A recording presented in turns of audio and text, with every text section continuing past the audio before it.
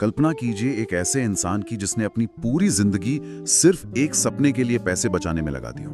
हाँ, कोई एक ऐसा सपना जो उसे हर सुबह उठने की प्रेरणा देता हो। बिल्कुल, और उस उबाऊ काम को करने की हिम्मत देता हो जिससे वो नफरत करता है, और फिर एक दिन उसके पास वो सारे पैसे आ जाते हैं। ओहो, मतलब फाइनली उसके पास सब कुछ है। हाँ, उसके पास समय होता है, संसाधन होते हैं, वो आखिरकार वो सपना जी सकता है, लेकिन वो मना कर देता है। अरे ऐसा क्यों? वो कदम पीछे खींच लेता है और उस सपने को हकीकत में बदलने से इनकार कर देता है। सुनने में ये कितना अजीब और बेतुका लगता है ना? बहुत ही बेतुका है। मतलब कोई इंसान अपने ही सबसे बड़े सपने से मुंह क्यों मोड़ेगा? यही तो बात है। आज के इस गहन विश्लेषण में हम ठीक इसी तरह के जटिल मानवीय मनोविज्ञान की परतों को उधेड़ने वाले हैं। ये एक बहुत ही शक्तिशाली विचार है जिससे हम शुरुआत कर रहे हैं। हम अक्सर सोचते हैं कि इंसान की सबसे बड़ी समस्या संसाधनों की कमी है। हाँ, हमें लगता है कि पैसा नहीं है या समय नहीं है। बिल्कुल, लेकिन कई बार हमारी सबसे बड़ी बाधा हमारा अपना दिमाग होता है। ठीक है, आइए इससे विस्तार से समझते हैं। आज की इस कथा यात्रा में हम पॉलो कोएल्हो की विश्व प्रसिद्ध पुस्तक द एल्केमिस्ट के पन्नों से कुछ ऐसे ही गहरे रहस्य निकालने वाले हैं। एक बहुत ही शानदार किताब है वो। हाँ, लेकिन एक बात मैं स्पष्ट कर दूं, हमारा उद्देश्य आज कोई सोने से भरी संदूक की जादुई कहानी सुनाना नहीं है। सही कहा, हम कोई फैंटेसी कहानी नहीं सुना रहे हैं। बिल्कुल नहीं। हमारा मिशन है इस किताब में छिपे उन वास्तविक जीवन के सबकों को डिकोड करना जो हम सबके रोजमर्रा के संघर्षों से जुड़े हैं। और विशेष रूप से दो सबसे बड़े सवाल। हाँ, पहला कि खुशी का असली रहस्य क्या है, और दूसरा, जब हम अपने किसी व्यक्तिगत लक्ष्य या बड़े सपने का पीछा करते हैं तो हमारे अंदर जो डर पैदा होता है उसकी पूरी कार्य प्रणाली या यूं कहें कि मैकेनिज्म क्या है। इस चर्चा का ये दृष्टिकोण बहुत ही सटीक है। मैं कहूंगी कि द अल्केमिस्ट केवल सैंटियागो नाम के एक स्पेनिश चरवाहे लड़के की कहानी नहीं है जो मिस्र के पिरामिडों में खजाना ढूंढने निकलता है। हाँ, वो तो बस एक कहानी का आवरण है। बिल्कुल। अगर हम रूपकों के पार देखें तो ये मानव विकास, हमारे डर और हमारे कंफर्ट जोन की कैद से बाहर निकलने की एक बहुत ही व्यवहारिक मनोवैज्ञानिक यात्रा है। सच में ये किताब उन मानसिक दीवारों को चुनौती देती है जो हर इंसान अपने लिए खड़ा करता है। और मैं मानती हूँ कि इस मानसिक यात्रा में जो सबसे पहली दीवार आती है वो खुशी और हमारी जिम्मेदारियों के बीच का टकराव है। अरे हाँ, वो चम्मच वाली कहानी। हाँ, कहानी में एक बेहद दिलचस्प प्रसंग है जहाँ ये चरवाहा लड़का दुनिया के सबसे बुद्धिमान व्यक्ति से खुशी का रहस्य जानने के लिए एक बहुत ही आलीशान महल में जाता है। और लड़का सोचता है कि उसे कोई बहुत बड़ा ज्ञान या कोई जादुई मंत्र मिलने वाला है। लेकिन वो बुद्धिमान व्यक्ति उसे कोई लंबा चौड़ा उपदेश नहीं देता। इसके बजाय वो उसे एक बहुत ही अजीब सा काम सौंपता है। अजीब सा काम? हाँ, वो उस लड़के के हाथ में एक चम्मच थमाता है, उसमें तेल की 2 बूंदें डालता है और कहता है कि जाओ और मेरे इस विशाल महल की सुंदरता देख के आओ। क्या बात है! और शर्त भी तो थी ना कोई? बिल्कुल, शर्त ये है कि इस चम्मच से तेल की ये 2 बूंदें गिरनी नहीं चाहिए। ये एक बहुत ही शानदार मनोवैज्ञानिक प्रयोग की तरह है। और लड़का महल में घूमने निकल जाता है। अब सोचिए, एक लड़के के हाथ में तेल से भरा चम्मच है और उसे गिरने नहीं देना है। तो नतीजा क्या होता है? उसकी नजरें सिर्फ और सिर्फ उस चम्मच पर टिकी रह जाती हैं। वो महल की सीढ़ियां चढ़ता है, बड़े बड़े हॉल से गुजरता है, लेकिन उसका पूरा ध्यान बस उस तेल को संतुलित करने पर होता है। हाँ, वो और कुछ देख ही नहीं पाता। बिल्कुल। और जब वो 2 घंटे बाद वापस लौटता है तो बुद्धिमान व्यक्ति उससे पूछता है कि क्या तुमने मेरे फारसी कालीन देखे? क्या तुमने वो बागीचा देखा जिसे बनाने में 10 साल लगे? और क्या तुमने मेरी लाइब्रेरी की दुर्लभ किताबें देखी? हाँ, और लाजमी है कि लड़के ने कुछ भी नहीं देखा था, क्योंकि उसका दिमाग कॉग्निटिव टनलिंग का शिकार हो गया था। कॉग्निटिव टनलिंग थोड़ा आसान भाषा में समझाएंगी? हाँ, मतलब जब इंसान का ध्यान किसी एक तनावपूर्ण काम पर बहुत अधिक केंद्रित हो जाता है तो उसके आसपास की पूरी दुनिया उसके लिए अदृश्य हो जाती है। ओहो, जैसे हम ऑफिस की किसी डेडलाइन को लेकर इतने तनाव में होते हैं कि हमें याद ही नहीं रहता कि हमने लंच में क्या खाया। बिल्कुल वही चीज। लड़के को बहुत शर्मिंदगी होती है। तब वो व्यक्ति कहता है कि जाओ, पहले मेरे घर की सुंदरता को देख कर आओ। और वो कहता है कि तुम किसी इंसान या दुनिया पर तब तक भरोसा नहीं कर सकते जब तक तुम उसकी सुंदरता को ना देख लो। सही कहा। इस बार लड़का सुकून से निकलता है। वो छत पर लटकते झूमर देखता है, दीवारों पर टंगी कलाकृतियां निहारता है, पहाड़ों का सुंदर नजारा भी लेता है। हाँ, वो सब कुछ विस्तार से देखकर महल की भव्यता से मंत्रमुग्ध होकर वापस लौटता है। लेकिन जब बुद्धिमान व्यक्ति उसकी चम्मच की ओर देखता है तो वो तेल की बूंदें वहां नहीं होती। क्योंकि महल की चकाचौंध में खोकर लड़के ने अपनी मूल जिम्मेदारी यानी उस तेल को गिरा दिया था। और तब वो व्यक्ति अपना अंतिम सबक देता है। वो कहता है कि खुशी का रहस्य दुनिया के सभी चमत्कारों और सुंदरता को देखना है, लेकिन चम्मच में रखे तेल की बूंदों को कभी नहीं भूलना है। ये बहुत ही गहरी बात है। तो इस सब का असल मतलब क्या है? अगर हम इस रूपक को खोलें तो ये मुझे एक बहुत ही आम स्थिति की याद दिलाता है। कैसी स्थिति? जैसे मान लीजिए आप एक तेज रफ्तार ट्रेन में खड़े हैं, आपके हाथ में गर्म चाय से भरा एक कप है जो छलकने को तैयार है। हाँ। और कोई आपसे कहे कि खिड़की के बाहर के खूबसूरत पहाड़ और झरने देखें। अगर आप बाहर देखेंगे तो चाय आपके ऊपर गिरेगी और आप जल जाएंगे। और अगर आप सिर्फ चाय को देखेंगे तो आप यात्रा का आनंद ही नहीं ले पाएंगे। बिल्कुल। क्या आधुनिक जीवन में भी हम यही नहीं कर रहे हैं? यहाँ जो बात सबसे दिलचस्प है वो ये है कि ये कहानी असल में ध्यान के प्रबंधन की बात कर रही है। मतलब हम अपना फोकस कहाँ रख रहे हैं? हाँ, क्योंकि इंसान की ऊर्जा और ध्यान सीमित है। चम्मच में रखा तेल हमारी बुनियादी जिम्मेदारियों का प्रतीक है, जैसे कि हमारा स्वास्थ्य है, हमारे परिवार का पेट पालना, हमारे करियर की नींव। एकदम सही। और महल की सुंदरता इस जीवन के अनुभवों, कला, प्रेम और दुनिया को एक्सप्लोर करने का प्रतीक है। तो अगर हम सिर्फ तेल बचाने में लगे रहते हैं, मतलब सिर्फ बिल चुकाने और ऑफिस के काम में पूरी जिंदगी निकाल देते हैं, तो हम जीवन जीने का असली मकसद ही भूल जाते हैं। हम एक मशीन बन जाते हैं। और दूसरी तरफ अगर हम सिर्फ महल की सुंदरता देखने में खो जाते हैं, यानी बिना किसी जिम्मेदारी के सिर्फ मौज मस्ती और क्षणिक सुखों के पीछे भागते हैं। हाँ, सोशल मीडिया की चकाचौंध और बस घूमने फिरने में, तो हम अपना तेल गिरा देते हैं। हमारा जीवन अस्त व्यस्त हो जाता है, हमारे रिश्ते टूट जाते हैं और हम अपनी नींव खो देते हैं। लेकिन मुझे एक बात समझ नहीं आती, संतुलन बनाना इतना मुश्किल क्यों है? क्यों हम अक्सर एक छोर से दूसरे छोर पर झूलते रहते हैं? क्योंकि हमारा दिमाग एक समय में कई जटिल चीजों को प्रोसेस करने के लिए नहीं बना है। अच्छा। हाँ, संतुलन कोई ऐसी चीज नहीं है जो आपको एक दिन मिल जाती है और फिर हमेशा रहती है। ये एक निरंतर चलने वाली प्रक्रिया है। जैसे उस चरवाहे लड़के को पूरी दुनिया घूमनी थी, नए लोगों से मिलना था, लेकिन हर शाम उसे ये भी सुनिश्चित करना था कि उसकी भेड़ों को चारा और पानी मिले। सही बात है। भेड़ों को भूल जाने का मतलब था अपनी पहचान और अपने जीवित रहने के साधन को खो देना। इसलिए खुशी कोई मंजिल नहीं है, ये तेल और महल के बीच लगातार तालमेल बिठाने की कला है। ये बहुत ही व्यवहारिक बात है, लेकिन चलिए मान लेते हैं कि किसी इंसान ने ये संतुलन बिठाना सीख लिया। हाँ, मान लेते हैं। उसने अपनी जिम्मेदारियों को संभाल लिया। इसके बाद जो सबसे बड़ी मनोवैज्ञानिक दीवार सामने आती है वो है सफलता और अज्ञात का डर। और यहीं पर वो क्रिस्टल व्यापारी वाली कहानी आती है। बिल्कुल। और यहाँ हमें वो उदाहरण मिलता है जिसका जिक्र मैंने बिल्कुल शुरुआत में किया था। कहानी में लड़का जब अफ्रीका पहुंचता है तो लूट जाने के बाद वो एक क्रिस्टल व्यापारी के यहाँ काम करने लगता है। और मैं कहूंगी कि ये क्रिस्टल व्यापारी पूरी किताब का शायद सबसे जटिल और यथार्थवादी चरित्र है। सच में, वो व्यापारी सालों से एक पहाड़ी की चोटी पर अपनी दुकान चला रहा है जहाँ बहुत कम ग्राहक आते हैं। उसका जीवन पूरी तरह से एक रस और उबाऊ है, लेकिन एक चीज है जो उसे हर दिन जगाती है। उसका मक्का जाने का सपना। हाँ, वो हर दिन उस सपने को जीता है, उसके बारे में सोचता है। लेकिन जब सैंटियागो यानी वो लड़का अपनी मेहनत और नए विचारों से उस दुकान को बहुत मशहूर कर देता है और व्यापारी के पास बेहिसाब पैसा आ जाता है, इतना पैसा कि वो आराम से मक्का जा सके, तब वो क्या करता है? वो जाने से साफ इनकार कर देता है। वो लड़के से कहता है कि ये मक्का जाने का सपना ही है जो मुझे जीवित रखता है। मुझे डर है कि अगर मैंने अपना सपना पूरा कर लिया तो उसके बाद मेरे पास जीने का कोई कारण नहीं बचेगा। ये सच में दिल तोड़ने वाला है। और यहाँ कहानी सचमुच बहुत दिलचस्प हो जाती है, क्योंकि मुझे लगता है कि ये इंसान के आत्मविनाश का सबसे बड़ा उदाहरण है। हाँ, जिसे हम सेल्फ सैबोटाज कहते हैं। लेकिन मैं यहाँ थोड़ी असहमति जताना चाहूंगा। अच्छा, क्यों? क्या उस व्यापारी की सोच एक तरह से सुरक्षित और समझदारी भरी नहीं है?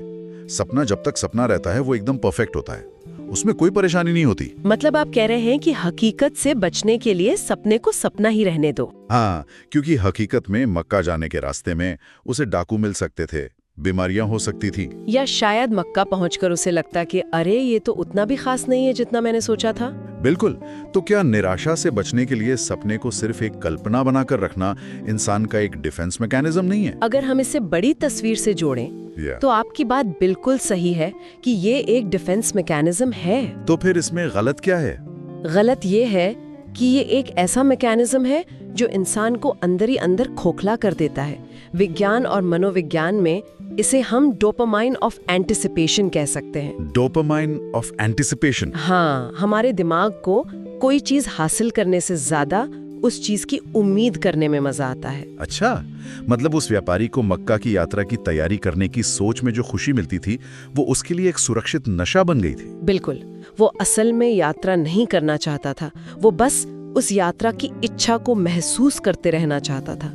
ओहो, मतलब वो बस ख्याली पुलाव पकाना चाहता था। हाँ, क्योंकि जब हम किसी बड़े सपने को हकीकत में बदलने के लिए कदम उठाते हैं तो हमें अपनी पुरानी पहचान छोड़नी पड़ती है। व्यापारी की पहचान क्या थी? एक गरीब आदमी जो मक्का जाने का सपना देखता है। सही कहा। अगर वो मक्का चला जाता तो वापस आकर वो क्या होता? उसके जीवन का केंद्रीय उद्देश्य खत्म हो जाता। इसे फियर ऑफ सक्सेस या सफलता का डर कहते हैं। लोग अक्सर बदलाव से डरते हैं, भले ही वो बदलाव उनकी भलाई के लिए हो। जो परिचित है, जो जाना पहचाना है, भले ही वो दुखदाई हो, हमारा दिमाग उसी से चिपके रहना चाहता है। तो व्यापारी ने अपने सपने को हकीकत की कसौटी पर परखने से इनकार कर दिया, क्योंकि हकीकत हमेशा कल्पना से ज्यादा कठोर होती है। हाँ, और ये बहुत ही दुखद है। ये तो बहुत ही भयानक स्थिति है, क्योंकि इसका मतलब है कि हम खुद ही अपने सपनों को एक शीशे के जार में बंद करके सजा देते हैं ताकि वे कभी गंदे ना हो या टूटे नहीं। और इस चक्कर में हम उन्हें कभी जी भी नहीं पाते। खैर, हमारा नायक उस व्यापारी की तरह वहीं रुककर अपना जीवन बर्बाद नहीं करता। हाँ, वो आगे बढ़ता है। वे अपनी यात्रा पर आगे बढ़ता है और रेगिस्तान पार करने निकल पड़ता है।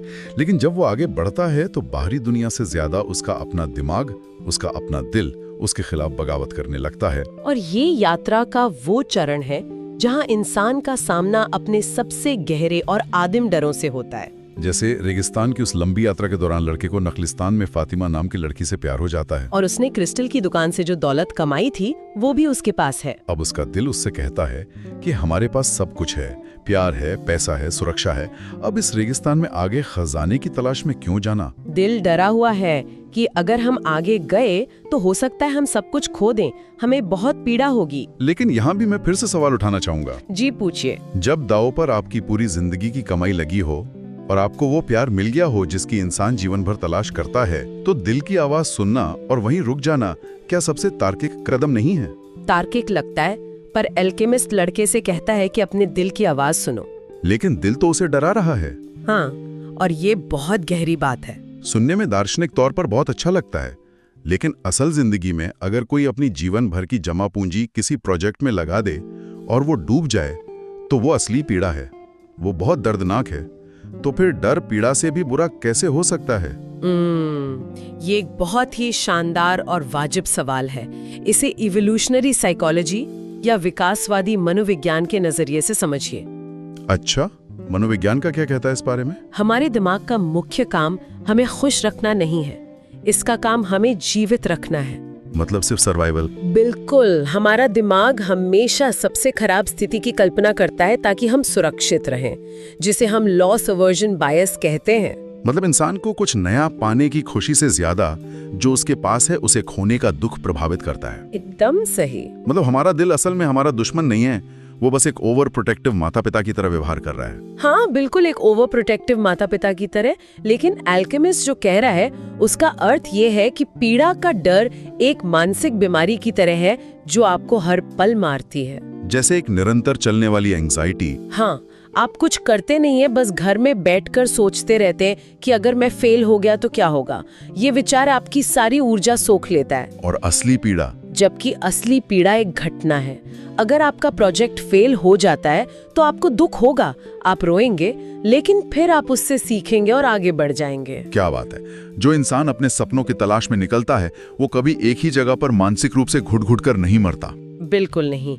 वो नए अनुभव प्राप्त करता है जो अंततः उसके जीवन को अर्थ देते हैं। विफलता के डर से हार मान लेना ही एकमात्र ऐसी चीज है जो सफलता को पूरी तरह से असंभव बना देती है।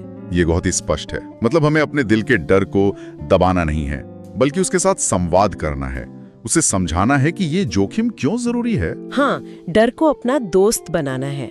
और इसी जोखिम का, डर का सबसे चरम और खौफनाक रूप कहानी के अंत के करीब आता है। ये वो हिस्सा है जो मुझे व्यक्तिगत रूप से सबसे ज्यादा रोमांचित करता है। जब वो सेना के हत्थे चढ़ जाते हैं। हाँ, जब लड़का और एल्केमिस्ट रेगिस्तान से गुजर रहे होते हैं तो एक सैन्य टुकड़ी उन्हें पकड़ लेती है। उन्हें जासूस समझ लिया जाता है। बहुत ही खतरनाक स्थिति थी वो। और तब एल्केमिस्ट अपनी और उस लड़के की जान बचाने के लिए सेनापति से एक ऐसा दावा कर देता है जो किसी के भी होश उड़ा दे। वो कहता है कि ये लड़का कोई साधारण इंसान नहीं है, ये खुद को हवा में बदल सकता है। और वो सेनापति इस अजीब और गरीब दावे पर हंसता है, लेकिन उन्हें 3 दिन की मोहलत देता है। वो कहता है कि अगर तीसरे दिन ये लड़का खुद को हवा में नहीं बदल पाया तो उन दोनों के सिर धड़ से अलग कर दिए जाएंगे। लड़के के लिए ये एक बहुत बड़ा झटका था। उसे हवा के बारे में कुछ नहीं पता था, जादू के बारे में कुछ नहीं पता था। वो दहशत से भर जाता है। उसके पास बचने का कोई रास्ता नहीं था। ये जीवन और मृत्यु के बीच की लकीर थी। हाँ, कोई साधारण स्थिति नहीं थी वो। ये तो पूरी तरह से बैक अगेंस्ट द वॉल वाली स्थिति हो गई। जब आपके पीछे दीवार हो और आगे खाई तो आपके पास कोई विकल्प नहीं बचता। सही कहा। मुझे लगता है कि इस रहस्यमयी घटना को अगर हम वास्तविक जीवन से जोड़ें तो ये फ्लो स्टेट या चरम एकाग्रता का सबसे बेहतरीन उदाहरण है। बिल्कुल, फ्लो स्टेट। क्या इंसान की सच्ची और सबसे गहरी क्षमता तभी बाहर आती है जब वो अपना सब कुछ, यहाँ तक कि अपना जीवन खोने के कगार पर होता है। आराम के समय में हम ऐसा क्यों नहीं कर पाते? यह एक बहुत ही महत्वपूर्ण सवाल खड़ा करता है। सामान्य परिस्थितियों में हमारा दिमाग बहुत सी फालतू चीजों में उलझा रहता है, जैसे अतीत का पछतावा, भविष्य की चिंता। हाँ, और लोगों की राय, हमारा ईगो और हमारे विचार हमारे और हमारी असली क्षमता के बीच एक दीवार बनकर खड़े रहते हैं। लेकिन जब मौत सामने खड़े हो तब वो ईगो और वो कंफर्ट जोन तुरंत नष्ट हो जाता है। सारी व्यर्थ की चिंताएं एक झटके में गायब हो जाती हैं और इंसान पूरी तरह से वर्तमान क्षण में आ जाता है। इसे रैडिकल एक्सेप्टेंस भी कहते हैं। मतलब जो है उसे पूरी तरह से स्वीकार कर लेना। और यही लड़के ने किया। तीसरे दिन जब वो चट्टान पर खड़ा होता है तो वो डरना बंद कर देता है। वो प्रकृति के साथ, अपने वर्तमान के साथ गहराई से जुड़ जाता है। हाँ, वो पहले रेगिस्तान से बात करता है, फिर हवा से, फिर सूरज से और अंततः उस हाथ जिसने सब कुछ लिखा है से संवाद करता है। ये संवाद कोई जादू टोना नहीं है, ये ब्रह्मांड के साथ पूर्ण सामंजस्य में आने का प्रतीक है। बिल्कुल। कहानी में दिखाया गया है कि ब्रह्मांड और इंसान अलग अलग नहीं है। जब इंसान अपने अंदर के सारे द्वंद्व और डर को खत्म कर देता है और ये समझ लेता है कि उसका व्यक्तिगत लक्ष्य इस बड़े ब्रह्मांडीय चक्र का ही एक हिस्सा है, तो वो प्रकृति की ताकतों के साथ एक हो जाता है। प्रेम वो शक्ति है जो हर चीज को उसके सबसे बेहतरीन रूप में बदल सकती है। लड़के ने उस जुड़ाव को इतनी गहराई से महसूस किया कि वो उस भयंकर रेतीले तूफान का हिस्सा बन गया जिसने पूरे सैन्य शिविर को हिला के रख दिया। ये हमें बताता है कि जब हम अपने डर के सामने आत्मसमर्पण करने के बजाय उसे अपना लेते हैं तो असंभव लगने वाले काम भी हमारे स्वभाव का हिस्सा बन जाते हैं। सही कहा। ये वाकई में रोंगटे खड़े कर देने वाला विचार है कि हम खुद को अपनी असीमित क्षमताओं से दूर रखे हुए हैं, सिर्फ इसलिए क्योंकि हम सुरक्षित महसूस करना चाहते हैं। हाँ, सुरक्षा का झूठा एहसास। लेकिन इस पूरी कथा यात्रा का जो निष्कर्ष है वो इस हवा में बदलने वाले चमत्कार से भी ज्यादा चौंकाने वाला है। हाँ, अंत तो सबसे ज्यादा हैरान करने वाला है। जब लड़का आखिरकार अपनी मंजिल मिस्र के पिरामिडों तक पहुंचता है तो वो रेत खोदने लगता है। तभी वहां कुछ डाकू आ जाते हैं, उसे बुरी तरह पीटते हैं, उसका सारा सोना छीन लेते हैं। बहुत ही बुरा हुआ था उसके साथ वहां। और जब वो लड़का खून से लथपथ होकर उन्हें अपने सपने के बारे में बताता है तो डाकुओं का सरदार उस पर जोर से हंसता है। और वो सरदार एक बहुत ही अजीब बात कहता है। हाँ, वो सरदार कहता है कि 2 साल पहले उसने भी एक सपना देखा था कि स्पेन के एक पुराने ढहे हुए चर्च में जहाँ एक पेड़ उगा है वहाँ एक खजाना गड़ा है। लेकिन वो इतना बेवकूफ नहीं है कि एक सपने के लिए रेगिस्तान पार करे। और यही कहानी अपना सबसे बड़ा रहस्य खोलती है। बिल्कुल, वो स्पेन का पुराना चर्च वही जगह थी जहां से सैंटियागो ने अपनी ये यात्रा शुरू की थी। जिस खजाने को ढूंढने वो मीलों दूर मिस्र के पिरामिडों तक गया, वो खजाना तो उसी पेड़ के नीचे दबा था जहां वो लड़का अपनी भेड़ों के साथ सोया करता था। ये सुनकर कोई भी इंसान पहली बार में अपना सिर पकड़ लेगा। सच में वो सोचेगा कि ये कितनी बड़ी विडंबना है। इंसान के साथ इससे बड़ा मजाक क्या हो सकता है। इतनी लंबी यात्रा, रेगिस्तान की झुलसाने वाली गर्मी, युद्ध का सामना, लुट जाना, मौत के मुंह से वापस आना, ये सब सिर्फ ये जानने के लिए कि खजाना तो उसके अपने घर के बैकयार्ड में ही था। हाँ, कोई भी यही सोचेगा। अगर खजाना वहीं था तो ब्रह्मांड ने उसे पहले दिन ही क्यों नहीं बता दिया? क्योंकि अगर ब्रह्मांड उसे पहले दिन ही बता देता तो वो लड़का कभी उस खजाने को पाने के योग्य नहीं बन पाता। योग्य नहीं बन पाता मतलब? अगर वह यात्रा पे ना निकलता तो वो कभी क्रिस्टल व्यापारी से नहीं मिलता और व्यापार नहीं सीखता। वह रेगिस्तान की खामोशी की भाषा नहीं समझ पाता। उसे फातिमा का प्रेम नहीं मिलता। और सबसे बड़ी बात, वो अपने डरों का सामना करके खुद को हवा में बदलना नहीं सीख पाता। जिस लड़के ने स्पेन से अपनी यात्रा शुरू की थी वो एक साधारण चरवाहा था, लेकिन जो लड़का लौटकर उस खजाने को खोदता है वो दुनिया के चमत्कारों को समझ चुका एक ज्ञानी इंसान है। ओह, मतलब खजाने का मूल्य सोने या सिक्कों में नहीं था, बल्कि उस बदलाव में था जो उस खजाने तक पहुंचने की प्रक्रिया में लड़के के अंदर आया। एकदम सही। अगर उसे पहले दिन वो खजाना मिल जाता तो शायद वो उसे कुछ ही दिनों में बर्बाद कर देता, क्योंकि उसमें उसे संभालने की परिपक्वता ही नहीं थी।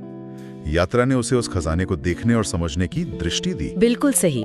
भौतिक खजाना भले ही उसके घर के पास था, लेकिन उसे पहचानने के लिए जिस आध्यात्मिक और मानसिक खजाने की जरूरत थी वो उसे केवल उस कठिन और चुनौतीपूर्ण यात्रा के माध्यम से ही मिल सकता था। ये हमें बताता है कि हमारा लक्ष्य महत्वपूर्ण है, लेकिन उस लक्ष्य तक पहुंचने का रास्ता हमें वो इंसान बनाता है जो उस लक्ष्य को धारण कर सके। हाँ, यात्रा ही असली खजाना है। तो इस पूरी चर्चा को समेटते हुए हम सभी को एक बहुत ही गहरे और उत्तेजक विचार पर मनन करने की आवश्यकता है। वो विचार क्या है? आज रात जब हर कोई सोने जाए तो इस बारे में जरूर सोचें, क्या यह संभव है कि जो खुशी, जो सफलता या जो खजाना हम पूरी दुनिया में पागलों की तरह ढूंढ रहे हैं, जिसके लिए हम अपनी नौकरियां बदल रहे हैं, शहर बदल रहे हैं, वो शुरुआत से ही हमारे बहुत करीब मौजूद हो? शायद हमारे अपने अंदर या हमारे मौजूदा जीवन में ही। बिल्कुल, लेकिन उस खजाने को पहचानने के लिए हमें एक यात्री की आंखें चाहिए। और वो आंखें तभी मिलती हैं जब हम अपनी सुरक्षित दुनिया से बाहर निकलने का साहस जुटाते हैं। सही कहा। शायद उस खजाने को सही मायनों में हासिल करने के लायक बनने के लिए हमें पहले अपने डरों से लड़कर, क्रिस्टल व्यापारी जैसी यथास्थिति को ठुकराकर और अपने दिल की घबराहट को पार करके एक लंबी यात्रा तय करनी ही पड़ती है। क्योंकि बिना भटके हम कभी घर का सही रास्ता नहीं पहचान पाते। बिल्कुल। इस विचार के साथ हम आज के इस गहन विश्लेषण को यहीं विराम देते हैं। आशा है कि ये चर्चा जीवन के चम्मच में रखे तेल और इस खूबसूरत दुनिया रूपी महल के बीच सही संतुलन बनाने में और अपने डरों का सामना करने में कुछ मदद जरूर करेगी। इस कथा यात्रा में हमारे साथ जुड़ने के लिए बहुत बहुत धन्यवाद। जल्द ही एक नए और दिलचस्प विषय के साथ फिर मिलेंगे। सुरक्षित रहें और अपने अंदर के खजाने को खोजने से कभी न डरें। तो दोस्तों, अगर आपको आज का वीडियो पसंद आया हो और ऐसे ही पावरफुल बुक्स की शॉर्ट और यूजफुल समरीज देखना चाहते हो तो वीडियो को लाइक करें, चैनल को सब्सक्राइब करें और बेल आइकन जरूर प्रेस करें ताकि आने वाली हर नई वीडियो का नोटिफिकेशन आपको सबसे पहले मिले। और अगर आप इस बुक का free visual PPT type PDF download करना चाहते हैं तो हमारे टेलीग्राम चैनल को जरूर ज्वाइन करें, वहां आपको इसका डाउनलोड लिंक मिल जाएगा। टेलीग्राम चैनल का लिंक डिस्क्रिप्शन में दिया गया है। साथ ही अगर आपको 1 पेज सुपर शॉर्ट समरी चाहिए तो हमारे इंस्टाग्राम पेज पर भी जरूर विजिट करें। मिलते हैं नेक्स्ट वीडियो में एक और अमेजिंग बुक और उसके लाइफ चेंजिंग लेसन्स के साथ। तब तक के लिए कीप लर्निंग, कीप ग्रोइंग।